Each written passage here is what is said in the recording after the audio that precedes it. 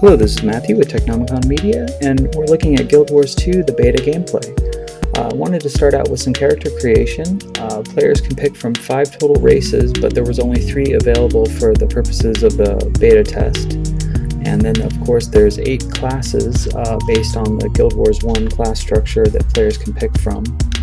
For the purposes of the gameplay video, I went ahead and went with the Necromancer class because I have played that before.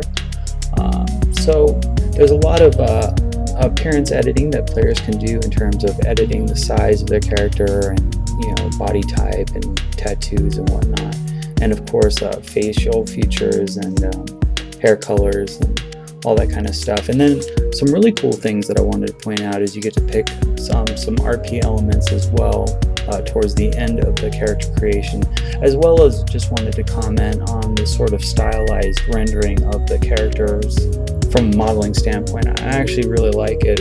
It's sort of a nice blend of not too real and not too sort of blocky, and I think they did a good job there, and hopefully it'll improve even more so by the time the game goes live. So right here I'm showing just all the various options that players can pick in terms of the appearance editor, and then here you get into some sort of story elements of your character in terms of picking things about background and backstory of your player.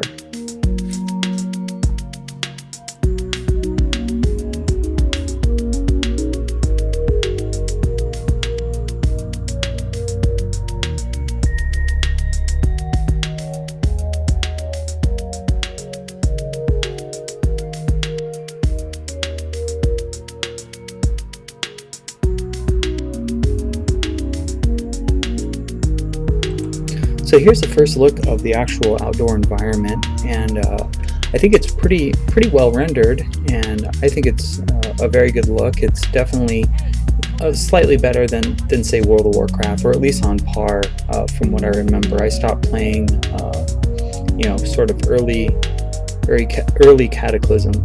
But I wanted to show you guys the quest dialogue. So when you accept a quest, you get into a conversation where you see both you and the quest giver and the dialogue there. So of course you get the options to fast forward through the dialogue or skip it altogether, which I'm sure a lot of players will be doing, myself included, once the sort of the nostalgia of sitting through all the dialogue wears off, and I'm sure it'll wear off rather quickly for some.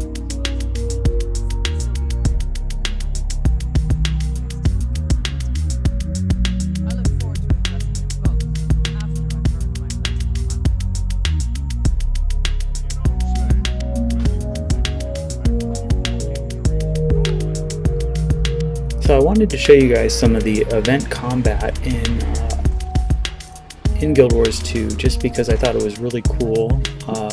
There's a lot of group play, surprisingly, in this beta, because you don't need to group for it. And what I mean is that the way events work in Guild Wars 2 so far is basically anybody that's within range of the event that's taking place can partake in it, and everybody gets credit for it, and everybody can participate. And as far as I can tell, everybody can loot items from enemies that they've taken part in killing. Or I'm not sure if it's based upon how much you contribute or if you just need to be in range, but I thought it was really cool that players are able to participate in everything going on.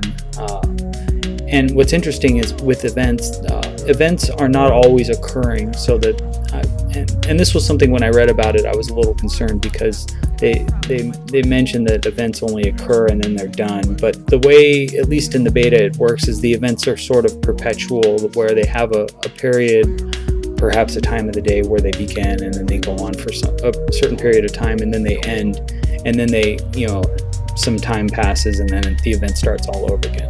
So anyways, this is an actual quest that I completed, the Great Hunt, which is the first quest you do, and they had a little, how do you feel about the content, which I thought was pretty cool. I mean, I didn't give it incredibly high marks, but I thought it was cool that that's how they handled getting the feedback on it. So anyhow, you get rewards and money and items and pretty standard stuff there, experience and whatnot. wanted to talk more about events because I just thought it was really cool to get players working together that are just out there grinding. So here's some event going on with this brood mother, and this guy's attacking, and I just jump right in and start helping him out, and we just take this little mini event down. And as if you look in the lower right hand corner, there's the mini map, and that orange line with the X is an event that's occurring. So when you look at your main map and you see an orange circle, that's an event that's occurring in real time, and then you can partake in that just by moving to that section of the map and taking care of business. And there's a lot of achievements associated to these events, and players will be able to, of course, partake in that. And from what I can tell, rewards pretty much occur instantaneously for these events. You just get them.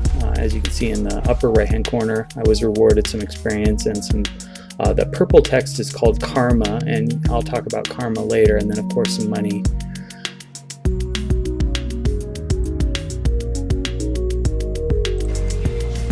So I'm not sure if this is an example of all the gameplay for the entirety of the game, but at least for the starting zone, everything that I was partaking in content-wise was pretty much like 90% event-based content. So it was pretty much stuff that players can all participate in. And here we have like a half dozen or a dozen different players partaking in this event where this little encampment of bear worshippers are getting attacked by these guys, and we're just taking them out, and pretty cool.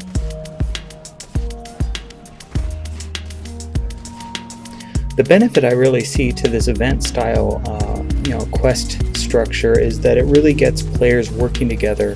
And from experience, players starting out a new MMO, especially in the lower levels, are really just solo playing and really don't get into group play until much higher. So this is a great way for players right from the start of the game to get into group mechanics and group gameplay. What's interesting is when you die, you can res right back up unless you're knocked out. So anyhow.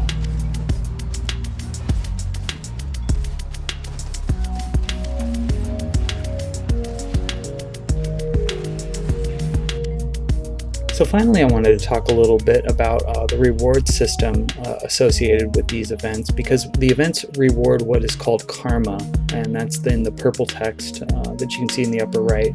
And there's vendors associated to each event, usually located pretty close to where the event occurred. That little heart with the little purple icon is a vendor that you can buy items from and spend your karma on. So of course you've built up a relationship with this faction, and then you can buy items from them. I thought it was a pretty cool idea, and I just wanted to point out that I have experienced what they were talking about in terms of affecting your world.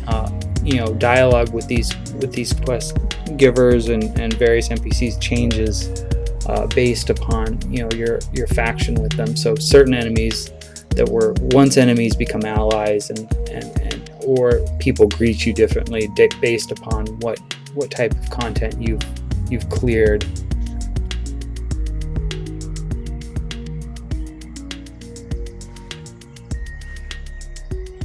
And once again, this is Matthew for Technomicon Media.